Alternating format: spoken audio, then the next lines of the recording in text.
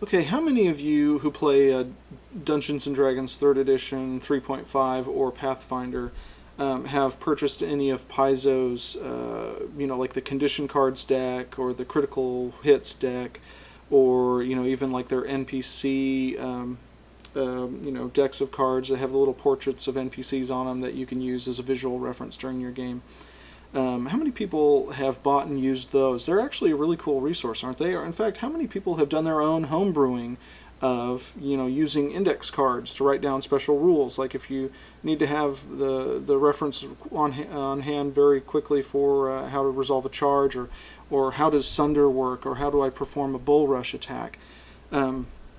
It's really generally handy to have a lot of these kind of combat maneuvers or spells, or any kind of special rules on hand on the table, so that you can reference them very quickly, especially if you know that they're going to come up quite often in your game. Then it will reduce having to thumb through books and try and find the rules. How many times have you fumbled through your D&D player's handbook trying to sort out the grapple rules, for example? I know I've done it way too many times, to the point that we basically just kind of gave up on it, and we ad hoc'd it whenever it came up in game. In fact, if you recall, back in 2nd edition of D&D, they came out with the Wizard and Cleric spell decks. I don't know if any of you recall those or had them, but basically it was a deck of cards that each card represented one spell, and it had the rules for that spell on there, so it was a really quick, easy reference. So you took out the cards that represented the spells that were in your character's spell book, and you just kept those beside your character sheet, so when you cast a spell you had the rules right there. Well, essentially what Warhammer Fantasy 3rd Edition has done is they've incorporated this concept directly into the game. So they've printed a lot of the information for your character's basic actions, including spells and other things, on handy cards called action cards. And the action cards are basically just, a quick reference of rules for how to resolve specific actions that your character wants to perform, and you just can keep those on the table next to your character sheet so that you don't have to go digging through the book to find them. And so there are a number of basic actions which represent the standard type of actions that any character can perform, and every character gets access to those, such as melee strike, which is essentially just the rules for how to resolve a melee combat attack. But also, and I will showcase those later, there are cards that represent any special types of maneuvers, actions, social actions, or skill advantages that your character might possess. And so these don't just represent kind of combat actions, but they represent other things as well, and I'll show you some examples of that in a minute. But so let's just, I'm going to give you a quick overview of the anatomy of an action card. So here you can see basically just the name at the top. Melee Strike tells you what it is, and there's some nice little artwork down there that kind of helps you get into the mood, the spirit of the action that you're performing. But you'll notice on the this upper left corner right here is a little symbol. This one is a sword, and all that means is it tells you this is a melee combat action.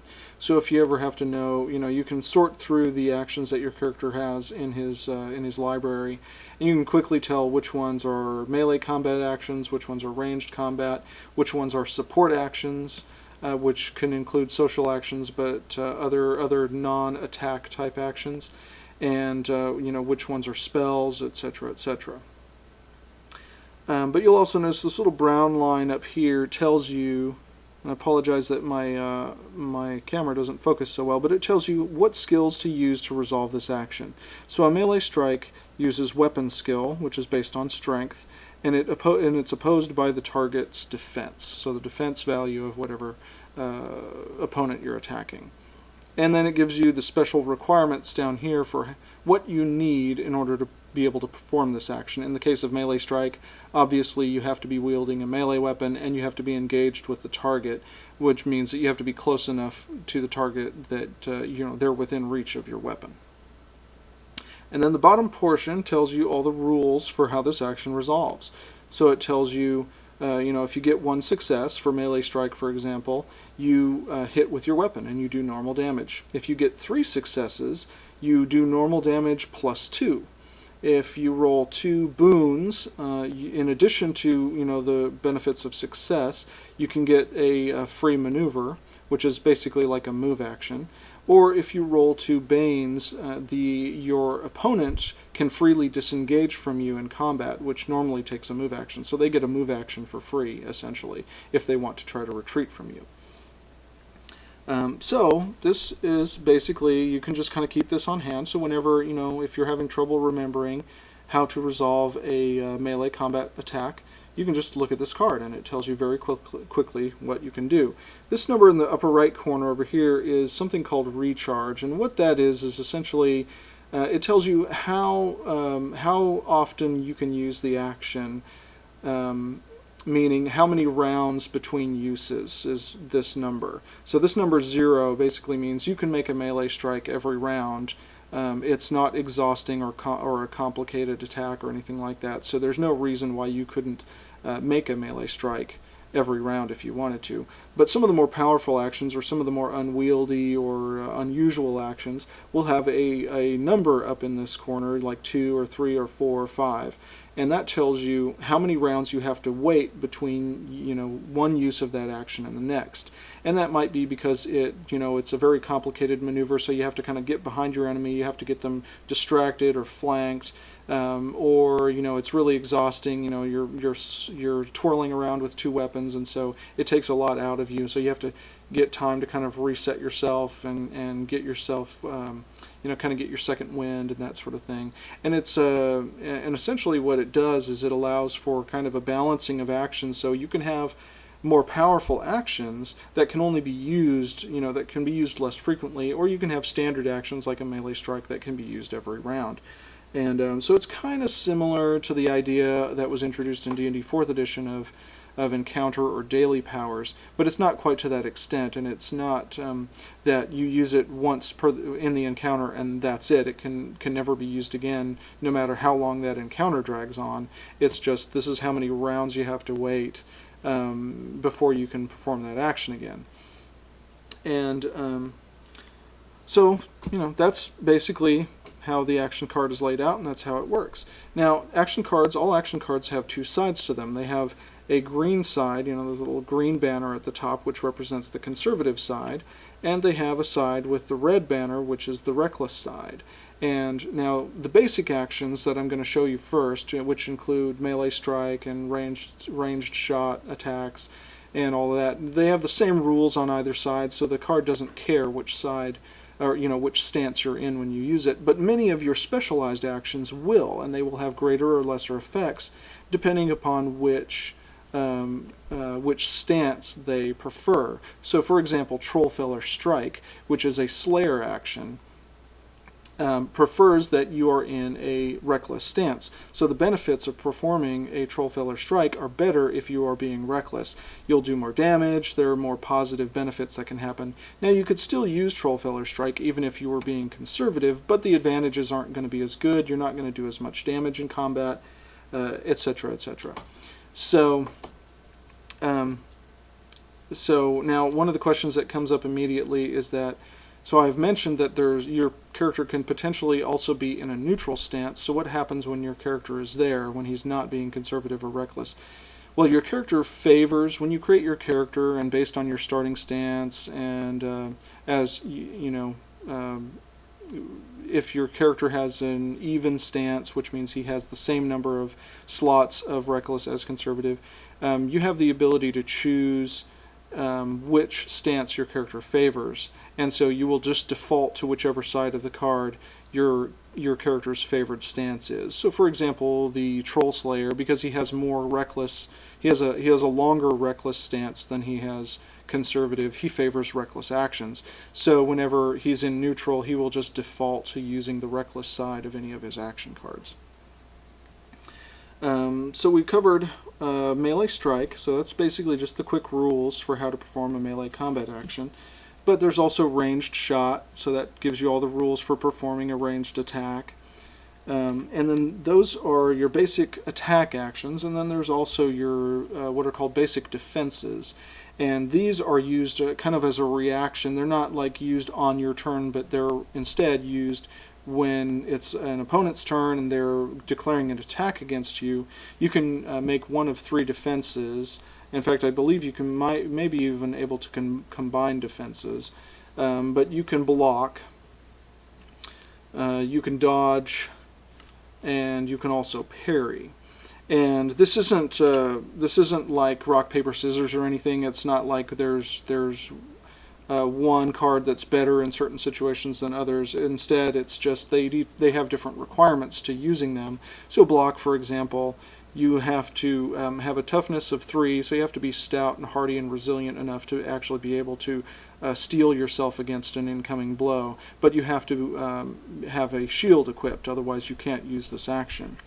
Dodge, you have to have an agility of 3 or better, so you have to actually have enough coordination that you can dodge an enemy's attack. But you also cannot be encumbered. So if you're encumbered by having too much equipment, or if you're wearing armor that's too heavy, you can't dodge attacks. And then finally, parry, you have to have a minimum strength of at least 3, and you have to have a weapon in hand. So if you're unarmed or something like that, you can't obviously parry attacks without a weapon to parry them with. And so, like I said, those cards are played in reaction to an incoming attack against you, and they add penalty dice to your opponent's attack. So they reduce the likelihood of your opponent attacking you successfully by adding negative dice. And then finally, there's 3 other basic actions that kind of round out what characters can perform in and out of combat. 2 of these more specific to in combat, which is guarded position, which is essentially like full defense in the D20 system, where you spend your entire action just being guarding. You gain a bonus to your defense. In this case, you actually also give a bonus to the defense of any allies that are within reach of you. So you're blocking not only yourself, but you're defending your friends as well. There's also assess the situation, which is kind of the equivalent of refocusing in D20, in that you step back, you take a moment to kind of gauge the scenario. You can potentially recover some stress or fatigue, and you gain a minor bonus to defense for the round in exchange for not being able to make any attacks. And then finally, you have the Perform a Stunt card, and Perform a Stunt is just a catch-all for here's a set of rules to help you resolve any kind of special actions, fly-by-night actions that you attempt that aren't covered by any of the other actions that you possess. So what if you want to, jump up on a table and swing from a chandelier? Well, here's how you can resolve that. Here's what might happen if you roll 1 success. Here's, if you roll 3 successes, you might do it so spectacularly that you get some other benefits, etc. Or, otherwise, if you roll boons or banes, these are other things that might happen, that the GM might use to influence the result of your roll. So it just gives you ideas for how to resolve unusual actions in your games, and so it gives you a reference, it basically gives you an excuse to step outside of the I make an attack, I use guarded defense, I make an attack, so your character can try to attempt to perform other things in combat. Now you also have, as I mentioned before, your character will acquire with the experience that they gain other special actions, among other things that I'll showcase again in some later videos. But one of the things that you will be purchasing are additional action cards. And so these additional action cards represent special maneuvers in combat, or special types of social aptitudes or special skill aptitudes that your character possesses that you can use in certain situations, and they will give you benefits, or they will perform something special. So for example, the backstab action. So what if you want to have a sneaky guy, a thiefy character that sneaks up behind people and delivers a backstab? Well, this gives you all the rules for how to perform a backstab attack. Now this is a special attack action, so you would have to acquire this for your character if you wanted to be able to make a backstab that used these rules. Now otherwise, if you wanted to try and make a sneak attack or something, you would probably default to Perform a Stunt, or maybe the GM would just have you make a stealth skill check, and if you're successful, you can get a melee strike with maybe a little some bonus fortune dice on it or something like that. The GM's always supposed to encourage the players to come up with unique tactics.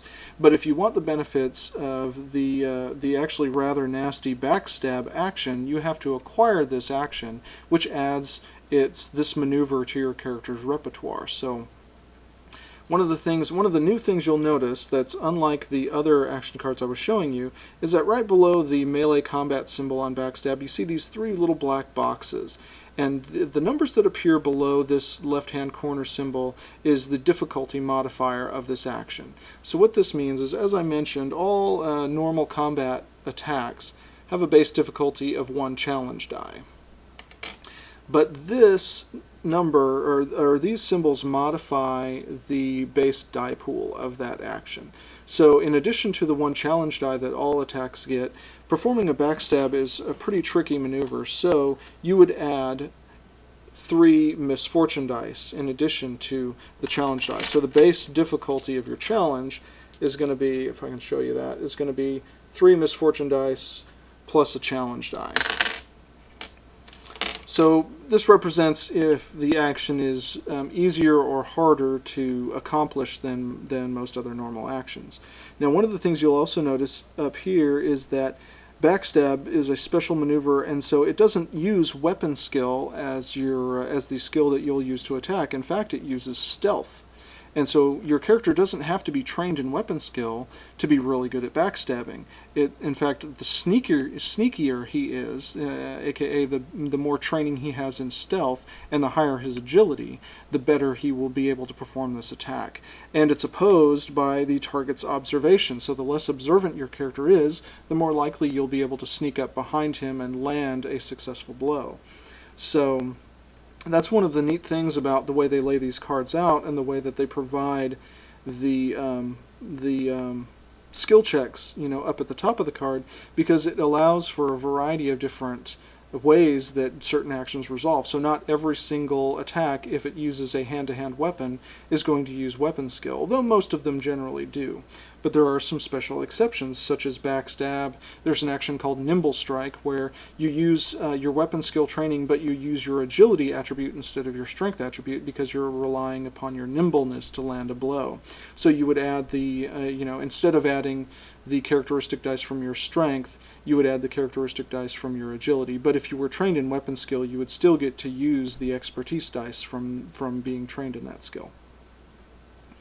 So anyway, backstab, and of course, just like any other card, backstab has both a conservative and a reckless side. As I recall, backstab favors conservative because it favors you being stealthy, taking your time, waiting for just the right moment to snap your enemy in the back. Likewise, there's another example is twin pistols. So if you have either 2 hand crossbows or 2 pistols, you can actually effectively dual wield them, and so that has certain benefits and certain drawbacks. You can potentially hit with both weapons, doing more damage, etc., etc., but it's a little more difficult than just a standard ranged attack, so it adds 2 misfortune dice to your die pool. And there's also social actions that are represented by these action cards. One example is Fluster. So Fluster is an action that uses your Guile, which is a fellowship skill, versus the target's Discipline, which is a willpower skill. So if you want to try to unsettle your somebody that you're, say, having a kind of diplomatic back and forth with, and you want them to kind of stumble over their own words, you want them to kind of recoil from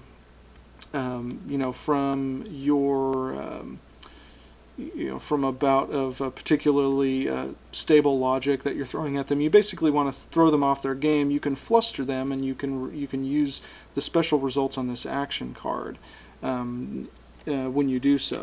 And so anybody can make guile checks in order to try to influence somebody, but if you have the special action of fluster, you can gain additional benefits for performing that action. And finally, you have what I like to kind of call sort of skill advantages, or skill aptitudes is what I generally call them, and they're action cards that represent if your character is particularly apt in some kind of category, such as Call of the Wild, which is a nature lore based skill or nature lore based action. And so what this does is, if you have Call of the Wild, you are particularly savvy in the out of doors, and if you use this action, you can potentially give bonus dice to your other allies when they're making nature lore checks to survive in the wild, to avoid harsh conditions, to find food, to track prey, that sort of thing. So your character's particular aptitude can come into play if if you acquire this action card. You have extra advantages, extra abilities beyond simply being trained or not trained in the nature lore skill.